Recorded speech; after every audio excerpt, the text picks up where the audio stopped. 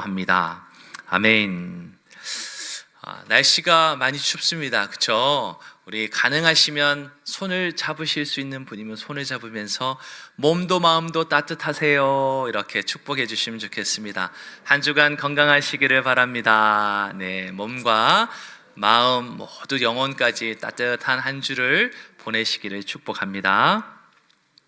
우리 성도 여러분, 우리 모두는 날마다 이렇게 걷는 보행을 하며 살고 있습니다. 그리고 그렇게 보행할 때 당연히 신체 가운데서 여러분들 다양한 신체 기관들이 쓰이겠지만 무릎이 참 많이 사용됩니다. 잘 알다시피 우리 사람은 다른 동물들과는 달라서 직립보행, 즉 이렇게 곧게 서서 보행을 하는 몸의 구조를 가지고 있습니다. 그래서 걸을 때마다 무릎을 사용하지 않을 수 없죠.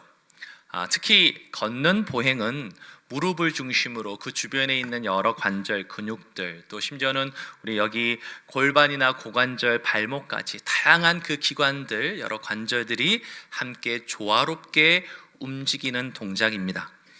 그래서 이 무릎이라고 하는 신체 부위가 특별히 가장 중요한 역할을 합니다. 아마 무릎이 아파서 고생하시는 분들, 걷는 것도 참 쉽지 않을 때 그것을 더 많이 느끼시지 않을까 싶습니다. 사실 하루에도 우리 수십 번 또는 수백 번에 가까운 그런 상황 속에서 우리는 굽혔다 폈다 하는데요, 그것이 바로 무릎입니다. 인체 중에 있는 가장 큰 관절이 바로 무릎입니다. 왜냐하면 이 무릎이 우리의 그 무릎 위에 있는 모든 체중을 다 지탱하도록 그렇게 되어 있기 때문에 그렇습니다. 여러분들 성인 사람의 몸에는 거의 100여 개의 관절이 있습니다. 그 중에서도 무릎이 가장 많은 일을 하고요, 체중의 영향을 가장 많이 받는 부위이기도 합니다. 그래서 사람이 걸을 때 받는 대부분의 충격이 어디요? 이 무릎 관절에 전달된다는 거예요. 평지를 걸을 때는요, 우리의 몸무게의 한 4배에서 7배에 이르는 무게가 그렇게 무릎에 가해진다고 합니다. 그리고 의자에서 일어날 때도 무릎이 받는 그 부담은 우리 몸의 거의 3.5배에 해당한다, 그렇게 전문가들은 말합니다. 또한 운동할 때에는 우리의 무릎에 가해지는 충격은 더 크죠. 그래서 스포츠 선수들이 겪는 가장 많은 부상 중에 하나가 무릎 부위라고 합니다. 그래서 특별히 무릎 쪽에 십자인대라든지 이런 여러 이제 관절들이나 이런 여러 우리 관련되어 있는 연골, 이런 여러 가지 인대들이 손상되는 일들도 그러한 이유라는 것이죠. 아무튼 무릎은 우리 사람이 걷고 또는 뛰고 또는 쪼그리고 앉고 일어서고 하는 모든 활동에 있어서 없어서는 안 되는 역할을 합니다. 특별히 앉아있던 사람이 일어나기 위해서 무릎을 굽히는 일은 당연히 필연적입니다. 여러분들 무릎을 굽히지 않고 일어서실 수 있으세요? 한번 오늘 집에 가셔서 한번 해보십시오. 불가능합니다. 예. 자, 그런데요, 단순히 우리의 육신의 부분만이 아니라 우리 모두의 삶은요, 이렇게 무릎을 굽히거나 무언가를 굽히지 않고서 우리는 계속해서 마냥 일어서려고 합니다. 오늘날 이 시대가 그렇습니다. 다른 사람보다 더 높아지고 싶어하고 다른 사람보다 더 많은 것을 가지고 이루기 원하는 이 시대 가운데 우리는 마치 무릎을 굽히고 일어서야 되는데 굽히기보다는 계속해서 일어서려고만 한다는 거죠. 일어서기 위해서는 무릎을 굽혀야 되는 이런 단순한 우리가 매일매일 살아가는 우리의 육신에 있는 이 작용도 우리는 잊고 살 때가 얼마나 많은지 모릅니다. 사실 오늘날은 어느 때보다도 일어서는 것이 힘든 시대라 말하고 싶습니다. 왜요? 이것은 단순히 육체적인 작용을 의미하는 것이 아니라 경제적인 압박, 또 관계적으로 복잡한 그 관계 속에서 얽혀 고통하는 우리의 갈등, 그리고 미래는 더더욱 발달해 가지만 불확실성으로 도대체 나는 내일 어떤 삶을 살 수 있을까, 오히려 더 우리는 어렵고 힘겨운 그런 큰 무게의 짐을 지고 살아가고 있기 때문이죠. 마치 누군가가 어깨를 꽉 짓누르고 있는 것 같고 누군가가 일어서고 싶은데 무릎을 목표도로 꼭 붙잡고 있는 것 같이 느끼는 우리의 삶의 그런 상황이라는 것이죠. 특히 세상은 온통 우리에게 더 빨리, 더 높이, 더 강하게 일어서라고 외쳐댑니다. 하지만 정작 우리의 내면과 우리의 영혼은 좀처럼 일어설 힘을 잃은 듯 보일 때가 많이 있습니다. 무릎에 아무런 힘도 들어가지 않아서 도저히 일어설 수 없는 것처럼 우리는 지쳐 있거나 때로는 힘겨운 상태일 때가 적지 않다는 거죠. 사실 분주하고 경쟁이 심한 오늘날 이 시대는요, 그냥 하루하루를 사는 것 자체가 힘겹고 쓰러질 것 같이 느껴질 때가 얼마나 많이 있습니까?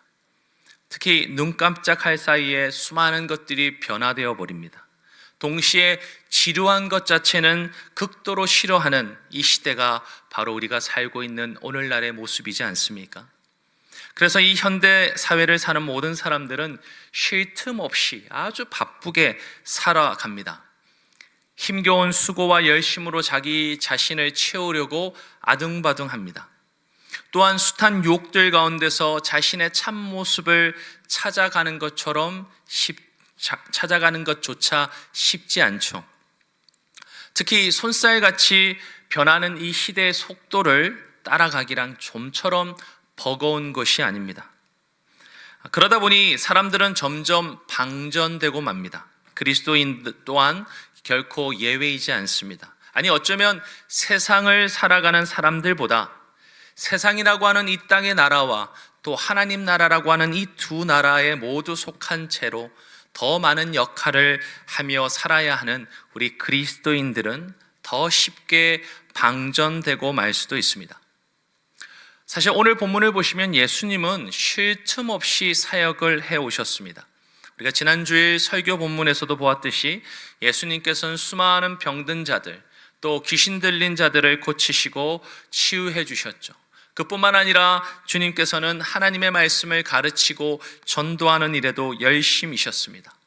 그래서 우리가 보았던 지난주의 본문에는 보면 전날 밤 늦은 시간까지 예수님께서는 쉴 기회도 갖지 못한 채 계셨죠. 어찌 보면 육체적으로 탈진할 정도의 상황이었다, 그렇게 말할 수 있습니다. 자, 그런데 오늘 이어지는 오늘의 본문을 보시면 예수님께서 그런 상황과 형편 속에서 다음날 새벽이 되어서 가장 먼저 하신 일이 있었습니다. 그것은 바로 무릎을 꿇는 일이었습니다. 아주 역설적이게도 성경은 주저앉을 만큼 탈진하거나 힘겨울 때 가장 온전하게 다시 일어서는 비결은 다른 것이 아니라 하나님 앞에 무릎을 꿇는 이름을 우리에게 가르쳐 줍니다. 앞서 언급했듯이 앉아 있다가 일어서기 위해서는요, 무릎을 반드시 굽혀야 됩니다.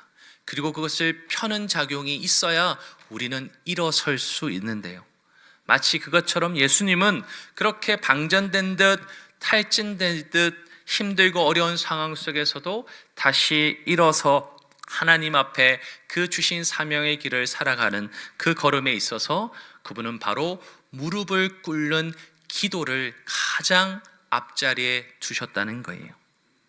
그런 점에서 분주하다는 건 두말할 필요도 없고, 숱한 유혹들과 시험들로 가득한 이 시대, 특히 너무도 급변하여서 한 치 앞도 내다볼 수 없는 이 시대의 불확실한 그 모습 가운데서 혹시 털썩 주저앉아 있거나 힘겨워 쓰러진 우리 그리스도인들, 우리 성도님들이 있다면 다시 일어설 힘을 얻게 하는 영적인 비밀에 대해 말하고 있는 오늘의 말씀이 저와 여러분에게 다시 한 번 더 깨달아지고, 또 그것이 믿음으로 붙들어 주님 앞에 한 걸음 더 아름답게 나아가는 복된 은혜의 시간이 되기를 간절히 소원합니다. 그런데 먼저 오늘날처럼 분주한 삶 가운데 있는 저와 여러분에게 이 기도는 하나님과 독대하며 그분과 함께하는 통로가 됩니다. 오늘 우리 본문 35절의 말씀을 한번 같이 읽어보겠습니다. 자, 한 번 더 읽습니다. 시작. 새벽 아직도 밝기 전에 예수께서 일어나 나가 한적한 곳으로 가사 거기서 기도하시더니. 아멘. 예수님께서 공생애를 시작하면서 매일 겪었던 삶은 바로 분주함 그 자체였습니다.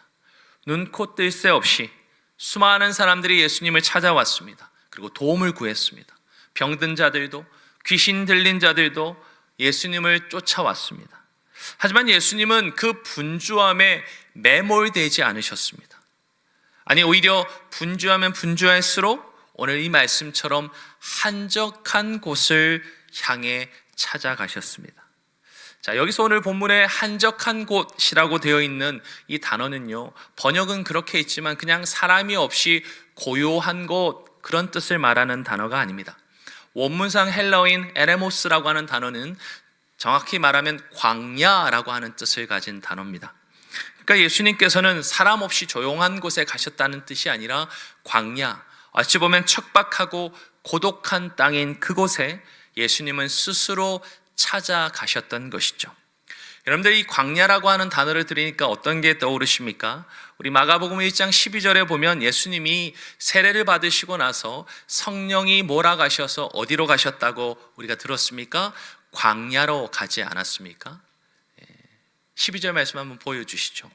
네, 예수님께서는 성령이 몰아가셔서 바로 광야로 가셨습니다. 이 광야가 오늘 본문에서는 한적한 곳이라는 한글로는 좀 다른 번역으로 동일하게 그렇게 나타나고 있습니다. 즉, 예수님께서는 스스로 한적한 곳, 즉 광야, 척박하고 고독할 수 있는 그곳으로 자신을 이끌어 가셨던 거예요. 왜요?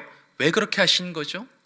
바로 예수님께서는 그 한적한 곳으로 가서 기도하고자 하셨습니다. 사실 예수님에게 있어서 기도는요, 단순히 소원을 비는 그런 시간이 아니었습니다. 물론 여러분, 우리가 기도의 내용 속에 하나님, 이것이 필요합니다 라고 우리의 소원과 바람을 아뢰는 것, 그것은 당연한 것입니다. 그것은 결코 잘못된 것이 아니죠. 하지만 우리가 놓치지 말아야 될 것은 단순히 그렇게 우리의 소원과 기대와 바람만을 구하고 아뢰는 것이 기도의 전부는 아닙니다. 예수님께서는 기도를 그저 자신이 원하는 것을 간구하는 것으로만 여기지 않으셨습니다. 오히려 기도는 광야, 즉 한적한 곳으로 가서 세상의 소음을 차단하고 하나님 아버지와 독대하는 시간, 그분의 숨결을 느끼고 그분의 음성을 듣는 그런 시간으로 여기셨다는 거예요. 다시 말해서 하나님 아버지와 온전히 교제하는 시간이자 통로가 바로 기도였던 것입니다. 성도 여러분, 오늘날 우리는 정신을 혼미하게 할 만큼 휘황찬란하고 혼란스러운 세상 가운데 살아가지 않습니까? 이 현대 사회는 도대체 내 한 사람이 어떻게 살아갈 수 있을까? 날마다 두려움과 의문을 던지게 만드는 그런 현대 사회의 모습들을 우리는 날마다 마주합니다. 그러면서 어떻게 합니까? 이것도 해야 될 것 같고 저것도 감당해야 될 것 같은 그런 어려움 속에서 우리는 이 현대 사회에서 얼마나 분주함이라고 하는 강력한 힘에 이끌려서 살아가고 있는지 모릅니다. 그래서 이 현대인의 가장 큰 영적인 질병이 있다면 단연코 분주함이라고 말하는 학자들의 이야기도 듣기도 하죠. 우리는 잠시도 가만히 있지 못합니다. 쉴 새 없이 움직입니다. 바쁜 상태 가운데 있어야 우리는 오히려 안정감을 느끼기도 합니다. 오늘날 아이나 성인이나 누구나 상관없이 수많은 사람들이 ADHD, 즉 주의력 결핍 과잉 행동 장애를 겪고 있다는 것은 결코 우연이 아닙니다. 이런 분주함에 대해서 유명한 작가인 이 헨리 나우에는 자신의 책에서 이런 표현도 썼습니다. 분주함이 우리 시대의 영적 위기의 한 모습이다라고 말이죠. 이처럼 우리는 이 시대의 저주와도 같은 이 분주함 속에 항상 노출되어 살아갑니다. 바쁜 스케줄을 자랑하고 하나님 외에 다른 것들에 가득 찬 삶에만 매몰되어 가기가 너무나 쉽습니다. 하지만 그런 시대적인 사조와 문화 가운데서 무릎을 꿇고 기도할 때 우리는 해야 되는 그 일들, 소위 투두리스트에서 벗어나서 우리는 하나님의 자녀요 그리스도인다운 우리의 삶을 하나씩 다시 회복해 갈 수 있는 거죠. 분주한 삶의 자리에서 벗어나서 한적한 곳, 세상의 모든 것과 단절된 듯해서 때로는 척박하고 힘들게 느껴질 수도 있지만 실제로는 하나님을 독대하고 만날 수 있는 바로 그곳에서 우리가 무릎을 꿇기 시작할 때 우리는 다시 일어설 힘과 능력을 경험할 수 있습니다. 물론 이것은 어디 먼 산골짜기 그렇게 찾아가라는 의미가 결코 아닙니다. 우리의 바쁜 일상 가운데서도 따로 시간과 장소를 구별해서 홀로 하나님 앞에 그렇게 무릎을 꿇는 우리의 그 모습이 필요하다는 겁니다. 한 예로 제가 아는 권사님께서는 자신의 집 구석진 곳에 자그마한 책상을 하나 가져다 놓으시고요, 그 자리에 앉을 때 하나님을 독대한다고 합니다. 물론 여러 곳곳이 있겠지만 그 장소가, 그리고 그 장소에 나아가는 시간이 바로 하나님 앞에 특별히 독대하는, 마치 예수님이 한적한 곳에 찾아가서 하나님 앞에 무릎을 꿇었던 것과 같은 시간, 그 경험을 하게 된다는 거죠. 또 다른 아는 집사님께서는 사무실에서 자신의 책상 자리 바로 옆에 조그만 협탁을 두고 열심히 일을 하지만 그 협탁으로 자기의 몸을 돌리고 거기에 눈을 감고 손을 모을 때 그곳이 바로 하나님을 만나는 시간, 하나님을 독대하는 장소라고 말하는 것을 제가 듣기도 했습니다. 이처럼 어떤 산골짜기, 사람이 찾아오지 않는 어떤 그런 먼 곳을 우리가 가는 것이 아니라 자신의 일상 가운데서도 하나님께 나아가 언제든지 무릎을 꿇고 만나는 그 장소와 시간을 구별할 때 우리는 그런 장소에서, 그런 시간에서 누리는 기도를 통해 다시 일어설 힘과 능력을 충전받게 된다는 거죠. 그러면 아무리 우리가 분주하고 바빠도 우리는 그 시간, 그 기도를 통해 하나님을 만나고 독대함으로 그분으로부터 새 힘과 새로운 생명을 얻게 되는 것입니다. 예수님은 그래서 한적한 곳을 찾아가셨던 거죠. 특별히 이와 관련해서 종교개혁자 마틴 루터는 이런 말을 하기도 했습니다. 나는 오늘 너무 할 일이 많아서 평소보다 기도할 시간을 더 많이 확보해야 한다라고 말이죠. 마치 이와 같은 맥락으로 미국의 유명한 목사님은 너무 바빠서 기도합니다라는 책을 쓰기도 하셨습니다. 이처럼 우리는 분주하고 바빠서 도저히 시간을 낼 수 없을 것 같고, 살인적인 스케줄 때문에 일하기에 바빠 정신을 차릴 수 없는 그 순간에도 오히려 한적한 곳으로 찾아가 하나님과 독대하며 그분 앞에 무릎을 꿇을 때 우리는 새 힘을 얻게 된다는 것이죠. 그것이 오늘 주님이 우리에게 보여주시는 기도의 참된 의미고, 또 기도를 하는 우리에게 주시는 아름다운 유익인 것입니다.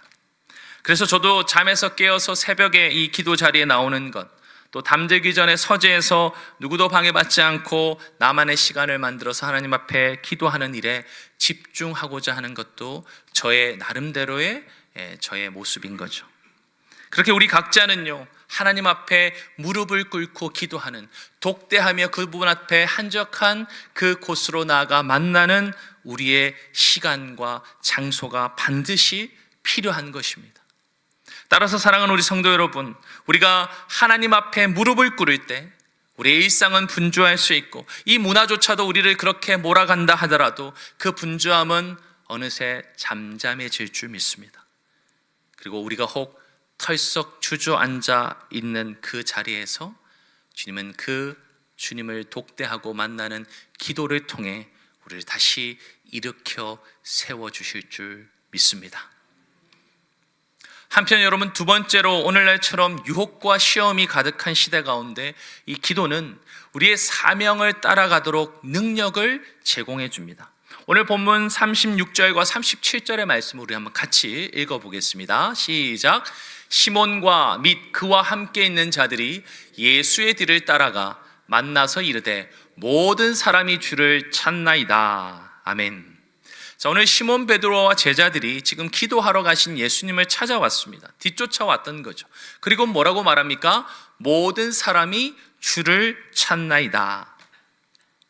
사실 우리가 계속해서 몇 주 동안 보고 있지만 예수님이 회당과 베드로의 집에 가서 많은 사람들을 치료해 주셨습니다. 그리고 분명히 그러한 소문들이 곳곳에 퍼져갔던 것 같아요. 그러자 이 소문을 들은 사람들이 당연히 새벽부터 일찍 나와서 예수님을 찾고 예수님으로부터 치유받고자 했던 거죠. 하지만 예수님께서는 우리가 방금 보았던 것처럼 하나님 앞에 독대하며 기도하고자 한적한 곳으로 가 잠깐 자리를 옮기셨습니다. 자, 그런데도 불구하고 이 시몬 베드로와 제자들은 뒤쫓아 왔던 거죠. 그리고 뭐라고 말했습니까? 모든 사람이 주를 찾나이다 라는 소식을 전했습니다. 자, 얼핏 보면 아주 기쁘고 뿌듯한 소식일 수도 있겠습니다. 사람들이 예수님을 열심히 찾고 있단 말이죠. 그들의 필요를 해결해 줄 수 있는 대단한 분으로 예수님을 그렇게 마치 발을 동동 구르듯 찾고 있다, 그렇게 전한단 말입니다. 그리고 시몬과 그 제자들은 예수님의 제자로 따라가는 것이 왠지 어깨에 으쓱한 그런 자부심도 느끼게 해주는 소식이었을지도 모르겠습니다.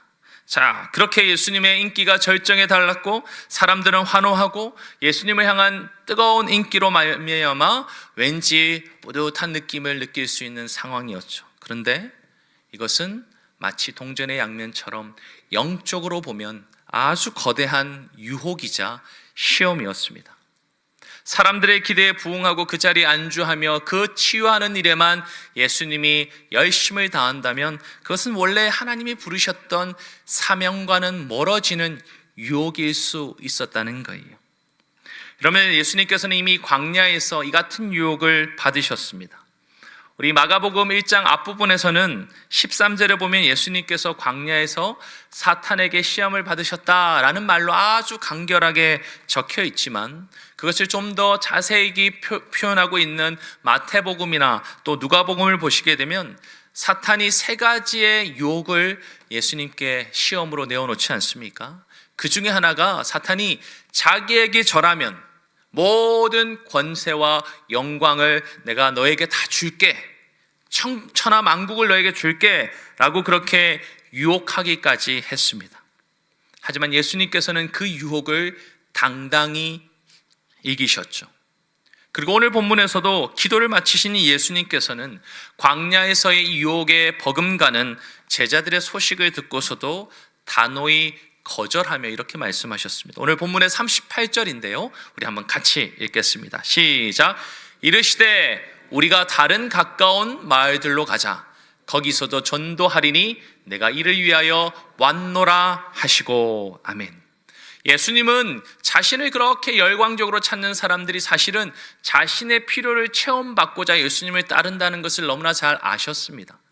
예수님이 진정한 그리스도임을 그들이 믿고 따르기보다는 자신에게 주어진 문제를 풀어주는 해답을 주시는 분이라고 열심히 찾는 그것을 아셨기에 주님은 단호히 거절하시죠. 기도를 마치셨던 예수님은 내가 그들에게 응답해주고 치유해주는 일도 물론 귀한 것이지만 하나님이 나를 보내신 그 사명의 목적을 쫓아가는 것이 그분의 진정한 걸음임을 고백하셨던 거죠. 이처럼 기도는 사람들의 인정, 성공을 향한 유혹 속에서도 내가 가야 할 길, 즉 주님이 주신 사명을 잃지 않게 하는 영적인 나침판과 같습니다. 솔직히 기도가 없으면 우리는 사람들이 원하는 걸 합니다. 아니, 자기가 원하는 걸 쫓아가버리기도 하죠. 하지만 무릎을 꿇고 기도할 때 우리는 하나님이 원하시는 길을 향해 갈 수 있습니다. 그분이 우리 각자에게 주시는 사명을 따라가는 참된 능력을 우리는 기도 가운데 얻게 된다는 거죠. 한 예로 우리가 너무나 잘 아는 미국의 에브라함 링컨 대통령의 일화가 있습니다. 그 당시 참혹하고 아주 격렬하게 치열하게 하던 남북 전쟁의 시기였지 않습니까? 그 당시에 이 아브라함 링컨은 그 미국의 대통령이었습니다. 얼마나 많은 선택과 결정을 해야겠습니까? 그리고 그뿐만 아니라 정치적으로도 자기를 공격하는 수많은 비난도 있었을 것이고 다양한 휘몰아치는 소용돌이, 정치적인 소용돌이 속에서 이리 결정해야 될까 저리 결정해야 될까 많은 어려움들도 분명히 있었을 것입니다. 그런데 그는 그 백악관 직무실에서 그래서 늘 수시로 무릎을 꿇었습니다. 한 번은 링컨이 이와 같은 고백을 했다라고 글에 남겨져 있습니다. 제가 한번 읽어드리겠습니다. 나는 내가 갈 곳이 어디에도 없다는 압도적인 확신 때문에 수차례 무릎을 꿇을 수밖에 없었습니다. 나 자신의 지혜와 내 주변의 모든 지혜가 그날을 감당하기에는 너무도 부족해 보였기 때문이었습니다. 사실 이것은 이 남북 전쟁의 가장 힘든 시기에 이 백악관을 찾았던 자신의 절친이자 저널리스트였던 이 노아 브룩스라고 하는 사람에게 링컨이 직접 남긴 말이라고 합니다. 성도 여러분, 우리는 매일의 삶 가운데 수많은 선택과 결정을 해야 합니다. 특히 인생의 중요한 순간이나 성공이라고 하는 달콤한 유혹 앞에서 우리는 언제나 흔들릴 수 있는 존재입니다. 하지만 그럴 때 우리가 무릎을 꿇고 그 기도를 시작하면 내 욕망의 볼륨이 작아져 갑니다. 하나님의 음성은 확성기처럼 더 크게 들려지기 시작합니다. 그때 비로소 우리는 유혹과 시험으로 넘쳐나는 이 시대 가운데서도 유혹의 웅덩이에 빠지지 아니하고 오히려 하나님께서 부르시는 그 사명의 길을 우리는 담대하게 뚜벅뚜벅 걸어갈 수 있습니다. 주님 안에서 우리가 그리스도인으로서 어떻게 살아야 하는지에 대한 참된 삶의 방향을 우리는 지체하지 않고 방황하지 않고 그렇게 걸어갈 수 있는 거죠. 마지막으로 우리가 살아가는 이 너무나 빠른 변화의 시대 가운데, 그리고 지루함이라고는 결코 용납하지 않고 견디지 못하는 이 시대 가운데 기도는 우리로 하여금 지속하는 힘을 얻는 참된 공급원이 됩니다. 여러분도 오늘날을 뭐라고 부르는지 아십니까? 저도 이렇게 인터넷을 찾다 보니까 아주 독특한 표현을 발견했습니다. 도파민의 시대라 그렇게 부르더라고요. 왜냐하면 우리가 매일, 아니 매 순간 이 숏폼을 비롯해서 SNS, OTT 이런 다양한 것들에 우리가 둘러싸여 살아가고 있습니다. 그러면서 우리는요 매일 즉각적이고 반복적인 자극에 목말라 하고 살아간다는 거예요. 그래서 계속해서 도파민의 자극을 우리가 받아 살아가지 않으면 어떻게 됩니까? 사람들이 참지를 못합니다. 견디지를 못하는 형편에 빠지고 만다는 거죠. 심지어 이 도파민의 자극이 계속 과도해지면 좋은 것이 아니라 이제는 그 정도의 쾌감으로는 사람이 어떻게 해요? 제대로 그 쾌감을 느끼기가 어려워져서 더 많은 자극을 찾게 된다는 거예요. 더 빨리 더 많이 이와 같은 이야기를 부르짖으며 계속해서 중독으로 빠져들게 된다는 거죠. 바로 그것이 오늘날을 도파민의 시대라 부르는 우리의 모습입니다. 자, 그런데 사실 우리 그리스도인들의 일상도 그리고 우리의 신앙생활도 이와 다르지 않고 어찌 보면 마찬가지일 수 있는 위험이 언제나 저와 여러분들에게 있습니다. 뭔가 화끈한 체험이 없으면 금방 시들해져 버리고 말고요. 손살같이 빠른 변화를 요구하고요. 또 지루한 것은 도저히 참지도 못하는 이 시대 한가운데서 우리 그리스도인들조차도 세상의 모습과 다르지 않게 행동하고 살아가는 것이 너무나 쉽다는 말입니다. 그런데 오늘 본문의 39절은 우리에게 아주 중요한 것을 가르쳐 줍니다. 우리 39절 말씀을 한번 같이 읽겠습니다. 시작. 이에 온 갈릴리에 다니시며 그들의 여러 회당에서 전도하시고 또 귀신들을 내쫓으시더라. 아멘. 자, 여러분, 기도하셨던 예수님께서는요 지금 이 공생의 가운데 감당하셨던 그 고된 사역을 오늘 이 39절에 뭐라고 말하냐면요 또 하고 계신다라고 가르쳐 줍니다. 즉 예수님이 그 사명 속에서 감당하시는 이 모든 사역들이 한 번의 이벤트로 끝나지 않고 어떻게 해요? 지루할 만큼 계속해서, 그리고 우리는 너무나 잘 아는 것처럼 십자가에 달리시기까지 계속해서 감당해 가셨던 거죠. 그리고 그렇게 할 수 있었던 힘의 근거는 바로 기도를 통해 하나님으로부터 그 힘을 공급받았기 때문이었습니다. 우리가 방금 전에 읽었던 이 39절은 그냥 이 구절만 보면 아무런 의미를 찾을 수 없지만, 사실 우리가 몇 주간에 걸쳐서 계속 본 이 마가복음 1장의 내용을 보면 예수님이 뭐 하셨어요? 공생애를 시작하시면서 하신 일이 말씀을 전하고 전도하는 일이었고, 또 귀신을 내쫓고 병든 자들을 고치는 일이었습니다. 그리고 예수님은 그렇게 고된 그 사역들을 오늘도 이 39절에 와서도 계속해서 감당해 가고 계신다는 것을 성경은 한 줄의 말씀을 통해서 가르쳐 줍니다. 근데 여기에 비밀이 있습니다.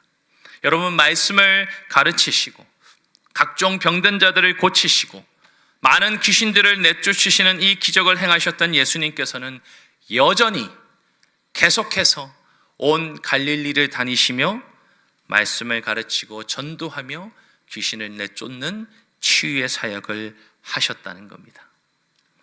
여전히 계속해서 어떤 면에서는 지루하게 반복될 수 있는 그 공생의 사역을 예수님께서는 기도를 통해 거룩한 리듬으로 바꾸어 가셨습니다.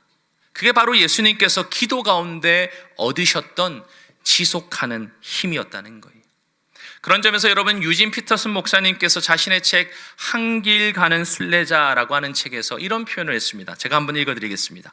천상과 지상에서 가장 필수적인 것은 한 방향으로서의 오랜 순종이다. 그것이 있을 때 삶을 살만한 가치가 있게 만드는 결과가 장기적으로 나타난다. 여러분, 우리가 진짜 주님을 따르면서 그것을 의미 있게 열매 맺으려면요, 이 한 방향을 향한 오랜 순종을 한 번, 두 번 짧게 끝나는 것이 아니라 지속해 가야 가능하다고 우리에게 말하고 있는 것입니다. 결국 이 세상은 늘 새로운 것을 찾습니다. 발빠른 변화를 종용하죠. 우리 그리스도인들도 삶 속에서 때론 넘어지고 주저앉을 때가 있는데, 그때 우리가 일어설 수 있는 힘, 그래서 다시 그 길을 지속해서 갈 수 있는 힘은 다른 것에 있지 않고 기도를 통해 하나님이 주시는 이 지속하는 힘을 얻을 때 우리는 그 일을 감당할 수 있습니다. 따라서 오직 기도만이 우리로 하여금 하늘의 힘, 즉 어떤 상황과 여건 속에서도 계속해서 주님의 뜻을 쫓아 지속해 갈 그 신실함의 힘을 얻는 참 공급원이 된다는 거죠. 비가 오나 눈이 오나 하나님 앞에서 신실한 믿음의 모습으로 살아갈 그 지속력은 다른 것이 아니라 예수님께서 기도를 통해 얻으셨던 것처럼 주님이 오늘 저와 여러분에게도 그 기도를 통해서 허락해 주신다는 말입니다. 한 예로 미국의 상원의원이었던 마크 해필드라고 하는 사람이 살아생전에 이 마더 테레사를 찾아간 적이 있습니다. 인도 캐컬타라고 하는 곳에 가서 방문했었는데요, 이 마크라고 하는 상원의원은 이 참담하고 참 쉽지 않은 그 사역의 현장을 보고서 이 마더 테레사에게 이렇게 물었다고 합니다. 당신이 이렇게 돕는다고 세상이 바뀝니까? 어찌 보면 마더 테레사의 마음을 찌르는 조소와도 같은 그런 질문이었을지 모르겠습니다. 그런데 마더 테레사는 이렇게 답했다고 합니다. 나는 성공하라고 부름받은 것이 아니라 신실하라고 부름을 받았습니다 라고 말이죠. 지루하고 끔찍한 그 고통과 아픔의 현장 가운데서 그녀는 하나님 앞에 신실하게 그것을 지키며 섬길 수 있었던 비결을 매일 아침 하나님 앞에 예배하고 기도하였던 것으로 표현하기도 했습니다. 이처럼 무릎을 꿇고 기도할 때 우리의 삶은 매 순간 빠르게 변화되고, 심지어는 지루한 것을 용납하지도 않는 오늘날 이 시대를 우리는 살아가야 되지만, 저와 여러분, 우리 그리스도인들은 그 가운데서도 여전히 하나님 앞에 신실하게 우리의 삶을 지속해 갈 힘을 기도를 통해 얻게 된다는 거죠. 사랑하는 성도 여러분, 우리는 너무나 바빠서 기도할 시간을 가지기가 어렵다고 말하는 삶 가운데 있습니다. 때로는 자신의 욕망과 탐심을 스스로 이겨내기 어려울 만큼 숱한 유혹과 시험 가운데 매일을 살아갑니다. 더욱이 손살같이 빠른 변화와 더불어서 지루한 것은 좀처럼 견디기 어려운 시대 가운데 우리는 힘겹게 하루하루를 걸어가고 있죠. 하지만 주님은 저와 여러분에게 무릎을 꿇을 때, 다시 일어설 힘을 얻을 수 있다는 이 놀라운 영적 비밀을 가르쳐 주고 계십니다. 새벽 아직 밝기도 전에 아무도 없는 한적한 그곳에 무릎을 꿇으시고 기도하셨던 예수님처럼 우리 또한 그렇게 시간과 장소를 구별하여 기도의 자리로 나아갈 때 저와 여러분은 이 혼탁한 시대 가운데서도 다시 일어설 힘과 능력을 얻게 될 줄 믿습니다. 그분을 독대하며 우리를 채우시는 하나님을 맛보게 될 것이고, 그 수많은 욕망, 우리 안에 있는 탐심을 이겨낼 능력을 얻게 될 것이며, 무엇보다도 넘어지고 때는 털썩 주저앉았을지라도 바로 주님이 우리 가운데 찾아와 만지시고 힘주시는 그 일을 통해 우리는 다시 일어서게 될 줄 믿습니다. 사랑하는 우리 청량의 가족 여러분, 이번 한 주간도 그렇게 기도의 무릎으로 세상 가운데서 당당히 일어서시고 또 주님과 함께 계속해서 믿음의 그 신실한 걸음을 지속해 가시는 그런 믿음의 아름다운 성도들로 승리하시기를 주님의 이름으로 간절히 축원합니다.